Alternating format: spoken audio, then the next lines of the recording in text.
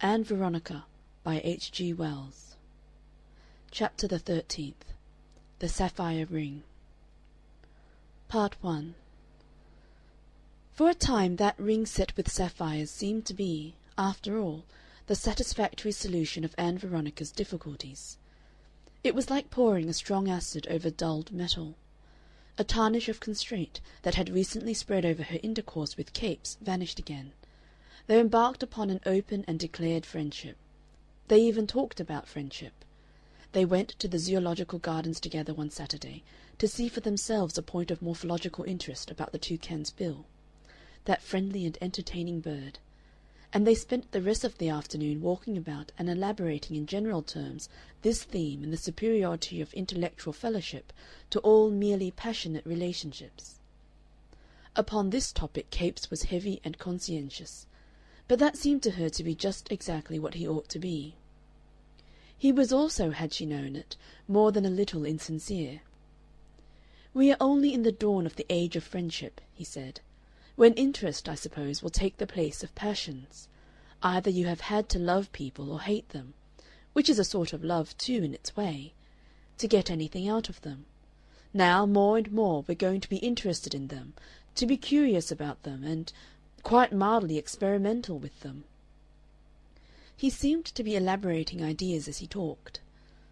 They watched the chimpanzees in the new apes' house and admired the gentle humanity of their eyes, so much more human than human beings, and they watched the agile gibbon in the next apartment doing wonderful leaps and aerial somersaults.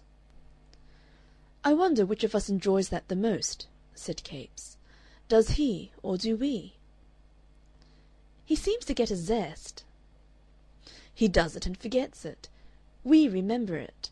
These joyful bounds just lace into the stuff of my memories and stay there forever. Living's just material." "It's very good to be alive." "It's better to know life than be life." "One may do both," said Ann Veronica. She was in a very uncritical state that afternoon. When he said, "Let's go and see the wart-hog," she thought no one ever had had so quick a flow of good ideas as he, and when he explained that sugar and not buns was the talisman of popularity among the animals, she marvelled at his practical omniscience. Finally, at the exit into Regent's Park, they ran against Miss Klegg. It was the expression of Miss Clegg's face that put the idea into Ann Veronica's head of showing Manning at the college one day, an idea which she didn't for some reason or other carry out for a fortnight. Part 2. When at last she did so, the sapphire ring took on a new quality in the imagination of Capes.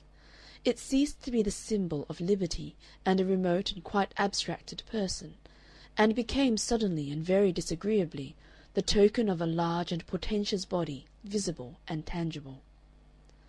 Manning appeared just at the end of the afternoon's work, and the biologist was going through some perplexities the Scotchman had created by a metaphysical treatment of the skulls of Hyrax and a young African elephant. He was clearing up these difficulties by tracing a partially obliterated suture the Scotchman had overlooked, when the door from the passage opened, and Manning came into his universe. Seen down the length of the laboratory, Manning looked a very handsome and shapely gentleman indeed, and, at the sight of his eager advance to his fiancée, Miss Klegg replaced one long-cherished romance about Ann Veronica by one more normal and simple. He carried a cane and a silk hat with a mourning band in one gray-gloved hand. His frock coat and trousers were admirable. His handsome face, his black moustache, his prominent brow conveyed an eager solicitude. "I want," he said, with a white hand outstretched, "to take you out to tea." "I've been clearing up," said Ann Veronica, brightly. "All your dreadful scientific things," he said, with a smile that Miss Klegg thought extraordinarily kindly. "All my dreadful scientific things," said Ann Veronica. He stood back, smiling with an air of proprietorship, and looking about him at the business-like equipment of the room. The low ceiling made him seem abnormally tall. Ann Veronica wiped a scalpel, put a card over a watch-glass containing thin shreds of embryonic guinea pig swimming in mauve stain, and dismantled her microscope. I wish I understood more of biology," said Manning. "I'm ready," said Ann Veronica, closing her microscope box with a click, and looking for one brief instant up the laboratory. "We have no airs and graces here, and my hat hangs from a peg in the passage." She led the way to the door, and Manning passed behind her and round her and opened the door for her. When Capes glanced up at them for a moment, Manning seemed to be holding his arms all about her, and there was nothing but quiet acquiescence in her bearing. After Capes had finished the Scotchman's troubles, he went back into the preparation room. He sat down on the sill of the open window, folded his arms, and stared straight before him for a long time over the wilderness of tiles and chimney-pots into a sky that was blue and empty. He was not addicted to monologue, and the only audible comment he permitted himself at first upon a universe that was evidently anything but satisfactory to him that afternoon was one compact and entirely unassigned "Damn!" The word must have had some gratifying quality, because he repeated it. Then he stood up and repeated it again. "The fool I have been!" he cried, and now speech was coming to him. He tried this sentence with expletives. "Ass!" he went on, still warming. "Muck-headed moral ass! I ought to have done anything. I ought to have done anything. What's a man for? Friendship!" He doubled up his fist and seemed to contemplate thrusting it through the window. He turned his back on that temptation. Then suddenly he seized a new preparation bottle that stood upon his table and contained the better part of a week's work, a displayed dissection of a snail, beautifully done, and hurled it across the room to smash resoundingly upon the cemented floor under the bookcase. Then, without either haste or pause, he swept his arm along a shelf of reagents and sent them to mingle with the debris on the floor. They fell in a diapason of smashes. He said, regarding the wreckage with a calmer visage. "Silly," he remarked after a pause. "One hardly knows. All the time."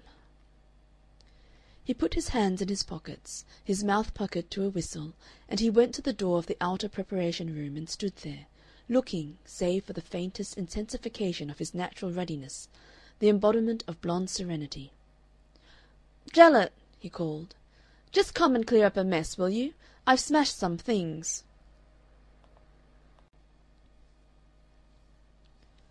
Part 3.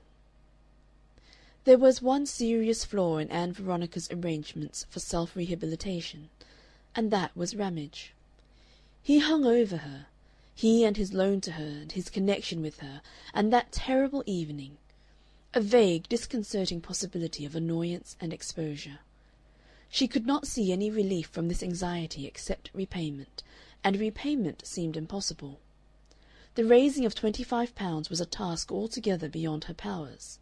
Her birthday was 4 months away, and that, at its extremest point, might give her another £5. The thing rankled in her mind night and day. She would wake in the night to repeat her bitter cry, "Oh, why did I burn those notes?" It added greatly to the annoyance of the situation that she had twice seen Ramage in the Avenue since her return to the shelter of her father's roof. He had saluted her with elaborate civility, his eyes distended with indecipherable meanings. She felt she was bound in honor to tell the whole affair to Manning sooner or later. Indeed, it seemed inevitable that she must clear it up with his assistance, or not at all.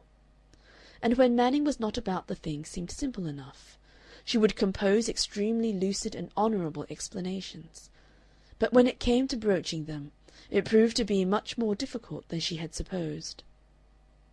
They went down the great staircase of the building, and, while she sought in her mind for a beginning, he broke into appreciation of her simple dress and self-congratulations upon their engagement. "It makes me feel," he said, "that nothing is impossible, to have you here beside me. I said that day at Surbiton, 'There's many good things in life, but there's only one best, and that's the wild-haired girl who's pulling away at that oar. I will make her my Grail, and some day, perhaps, if God wills, she shall become my wife.'" He looked very hard before him as he said this, and his voice was full of deep feeling. "Grail," said Ann Veronica, and then, "Oh, yes, of course. Anything but a holy one, I'm afraid." "Altogether holy, Ann Veronica. Ah, but you can't imagine what you are to me, and what you mean to me. I suppose there is something mystical and wonderful about all women." "There is something mystical and wonderful about all human beings. I don't see that men need banquet with the women." "A man does," said Manning. "A true man, anyhow. And for me there is only one treasure house. By Jove, when I think of it, I want to leap and shout." "It would astonish that man with the barrow." "It astonishes me that I don't," said Manning, in a tone of intense self-enjoyment. "I think," began Ann Veronica, "that you don't realize—" He disregarded her entirely. He waved an arm and spoke with peculiar resonance. "I feel like a giant. I believe now I shall do great things. Gods, what it must be to pour out strong, splendid verse. Mighty lines, mighty lines. If I do, Ann Veronica, it will be you. It will be altogether you. I will dedicate my books to you. I will lay them all at your feet." He beamed upon her. "I don't think you realize," Ann Veronica began again, "that I am rather a defective human being." "I don't want to," said Manning. "They say there are spots on the sun. Not for me. It warms me and lights me and fills my world with flowers. Why should I peep at it through smoked glass to see things that don't affect me?" He smiled his delight at his companion. "I've got bad faults." He shook his head slowly, smiling mysteriously.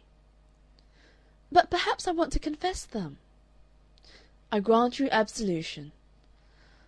"I don't want absolution. I want to make myself visible to you."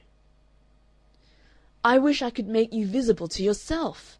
I don't believe in the faults. They're just a joyous softening of the outline, more beautiful than perfection, like the flaws of an old marble. If you talk of your faults, I shall talk of your splendors."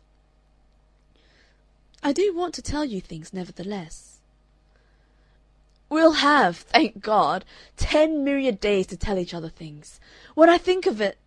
But these are things I want to tell you now." "I made a little song of it. Let me say it to you. I've no name for it yet. Epithalamy might do.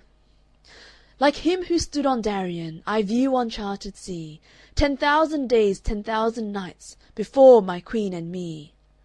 And that only brings me up to about 65.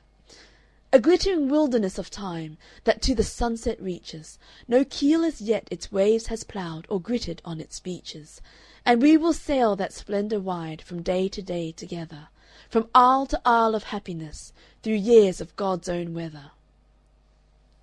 "Yes," said his prospective fellow-sailor, "that's very pretty." She stopped short, full of things unsaid. Pretty! 10,000 days, 10,000 nights. "You shall tell me your faults," said Manning. "If they matter to you, they matter." "It isn't precisely faults," said Ann Veronica. "It's something that bothers me." 10,000! Put that way, it seemed so different. "Then assuredly," said Manning. She found a little difficulty in beginning. She was glad when he went on. "I want to be your city of refuge from every sort of bother. I want to stand between you and all the force and vileness of the world. I want to make you feel that here is a place where the crowd does not clamor, nor ill winds blow." "That is all very well," said Ann Veronica, unheeded. "That is my dream of you," said Manning, warming. "I want my life to be beaten gold just in order to make it a fitting setting for yours. There you will be in an inner temple. I want to enrich it with hangings and gladden it with verses. I want to fill it with fine and precious things, and by degrees, perhaps, that maiden distrust of yours that makes you shrink from my kisses will vanish. Forgive me if a certain warmth creeps into my words. The park is green and gray to-day, but I am glowing pink and gold. It is difficult to express these things."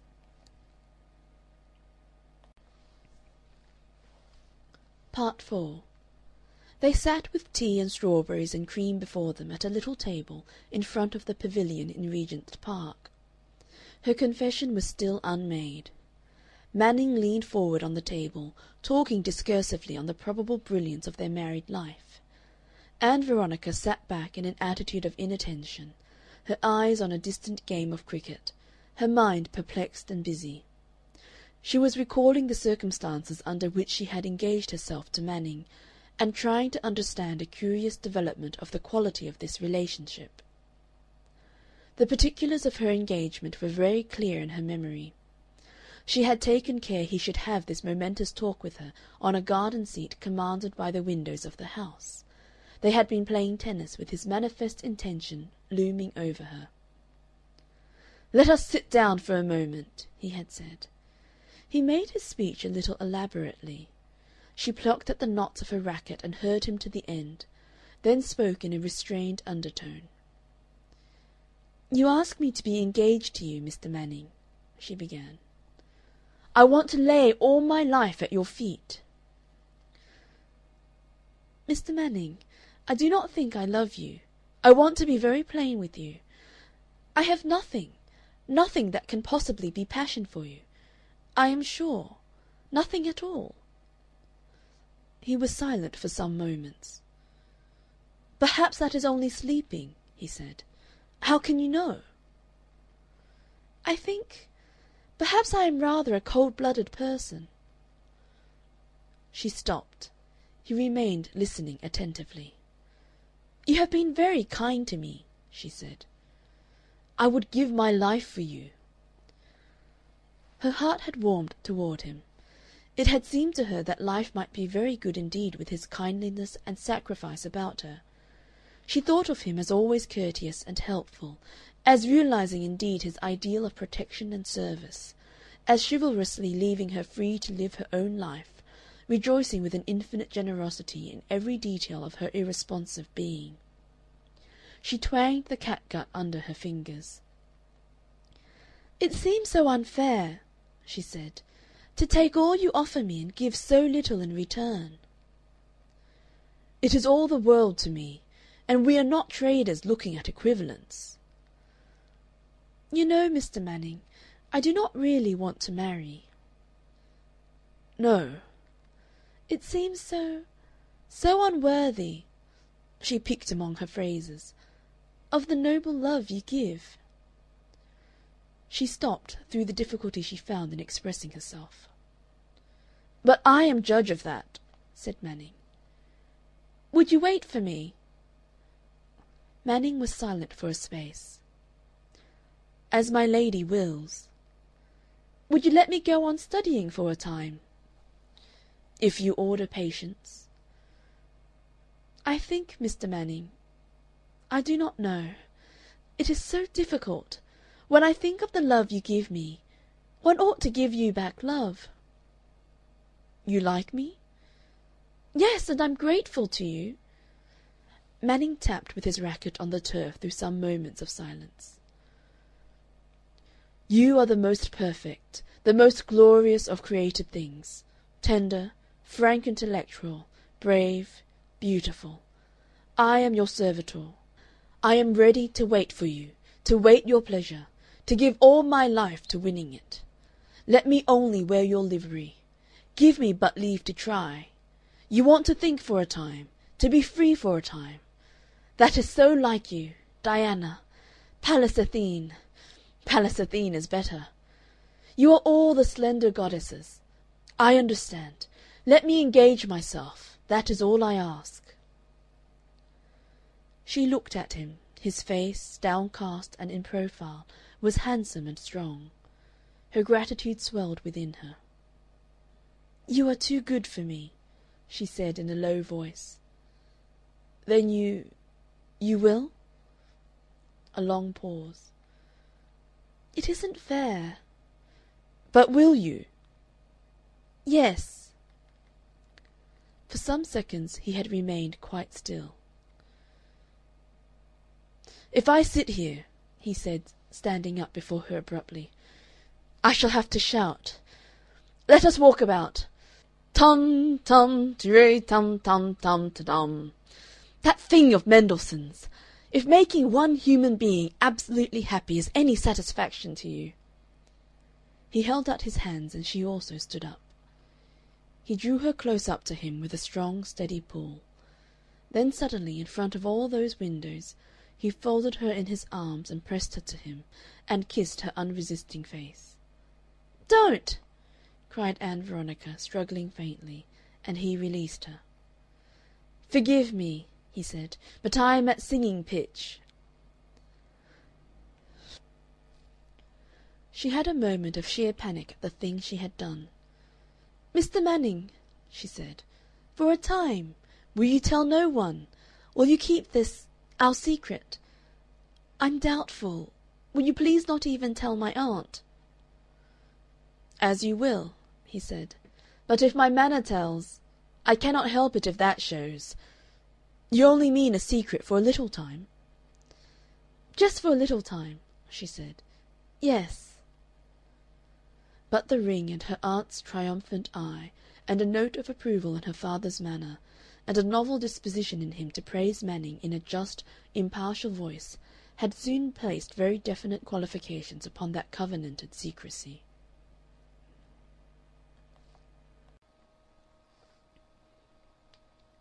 Part 5.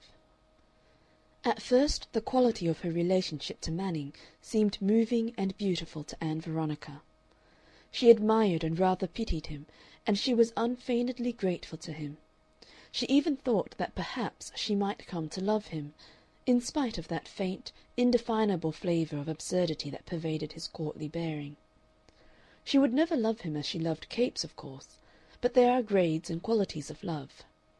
For Manning it would be a more temperate love altogether, much more temperate, the discreet and joyless love of a virtuous, reluctant, condescending wife.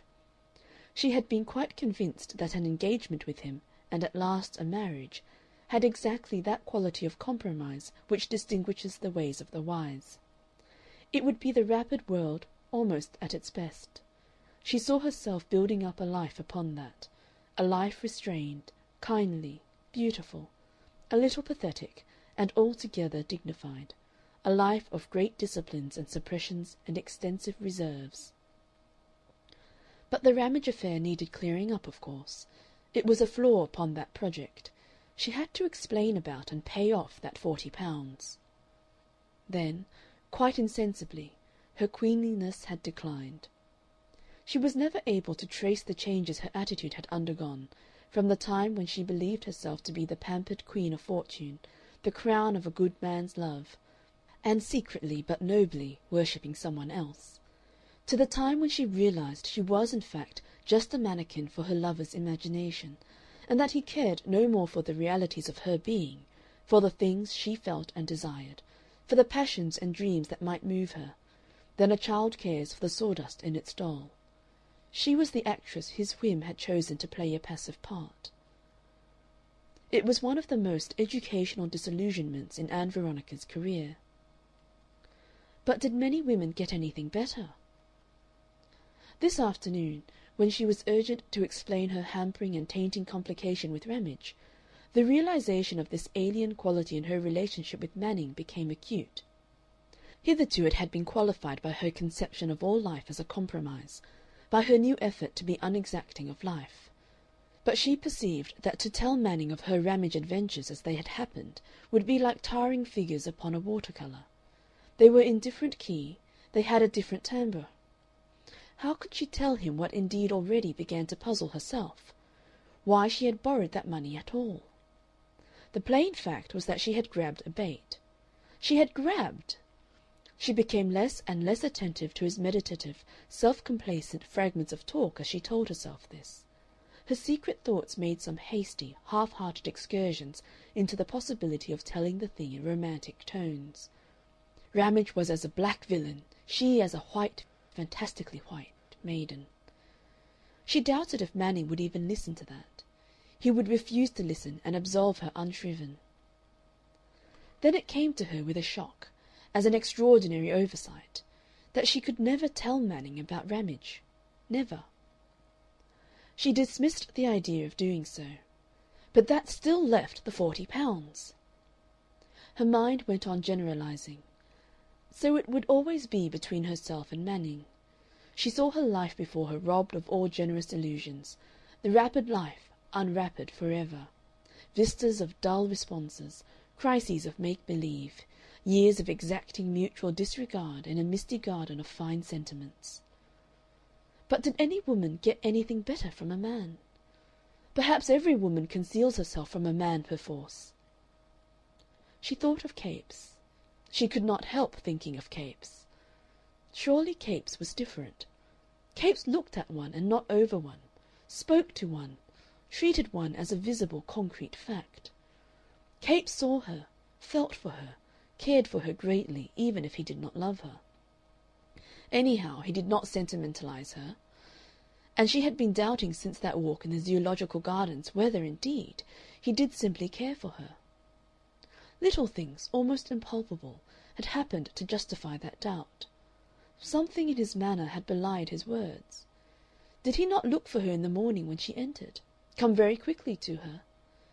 She thought of him as she had last seen him, looking down the length of the laboratory to see her go. Why had he glanced up quite in that way? The thought of Capes flooded her being like long-veiled sunlight breaking again through clouds. It came to her like a dear thing rediscovered, that she loved Capes. It came to her that to marry any one but Capes was impossible. If she could not marry him, she would not marry any one. She would end this sham with Manning. It ought never to have begun. It was cheating, pitiful cheating. And then, if some day Capes wanted her, saw fit to alter his views upon friendship. Dim possibilities that she would not seem to look at even to herself gesticulated in the twilight background of her mind. She leapt suddenly at a desperate resolution, and in one moment had made it into a new self. She flung aside every plan she had in life, every discretion. Of course, why not? She would be honest anyhow. She turned her eyes to Manning. He was sitting back from the table now, with one arm over the back of his green chair and the other resting on the little table. He was smiling under his heavy moustache, and his head was a little on one side as he looked at her.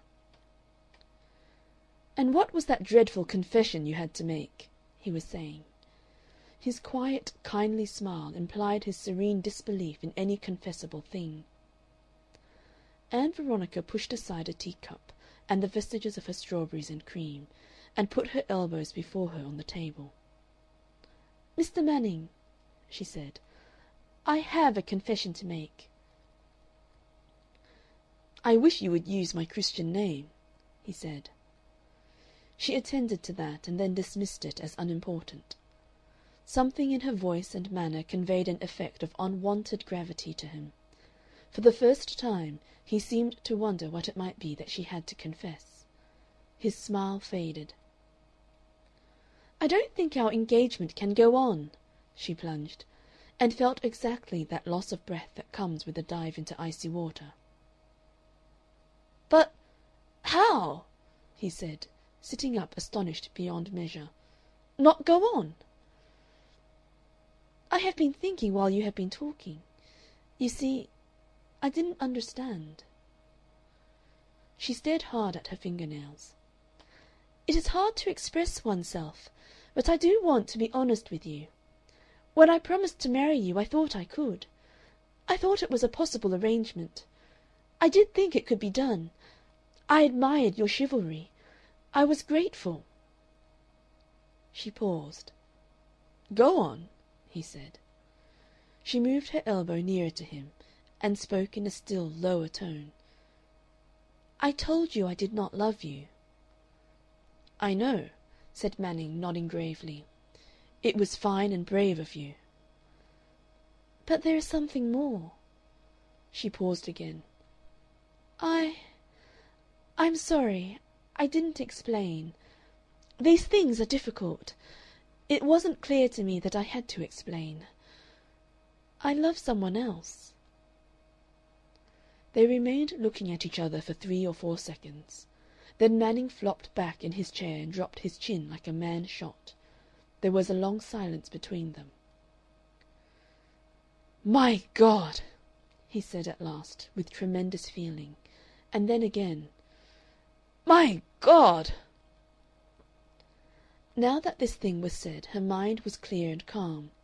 She heard this standard expression of a strong soul wrung with a critical coldness that astonished herself. She realized dimly that there was no personal thing behind his cry, that countless myriads of Mannings had "My Godded" with an equal gusto at situations as flatly apprehended. This mitigated her remorse enormously. He rested his brow on his hand and conveyed magnificent tragedy by his pose. "But why?" he said in the gasping voice of one subduing an agony, and looked at her from under a pain-wrinkled brow. "Why did you not tell me this before?" "I didn't know. I thought I might be able to control myself." "And you can't?" "I don't think I ought to control myself." "And I have been dreaming and thinking. I am frightfully sorry." "But this bolt from the blue! My God! Ann Veronica, you don't understand. This shatters a world." She tried to feel sorry, but her sense of his immense egotism was strong and clear. He went on with intense urgency. "Why did you ever let me love you? Why did you ever let me peep through the gates of paradise? Oh, my God! I don't begin to feel and realize this yet. It seems to me just talk. It seems to me like the fancy of a dream. Tell me I haven't heard. This is a joke of yours." He made his voice very low and full, and looked closely into her face. She twisted her fingers tightly. "It isn't a joke," she said. "I feel shabby and disgraced. I ought never to have thought of it. Of you, I mean." He fell back in his chair with an expression of tremendous desolation. "My God!" he said again. They became aware of the waitress standing over them with book and pencil ready for their bill. "Never mind the bill," said Manning tragically, standing up and thrusting a 4-shilling piece into her hand and turning a broad back on her astonishment. "Let us walk across the park at least," he said to Ann Veronica.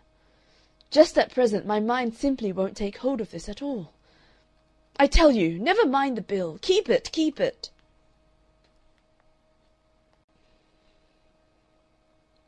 Part 6. They walked a long way that afternoon.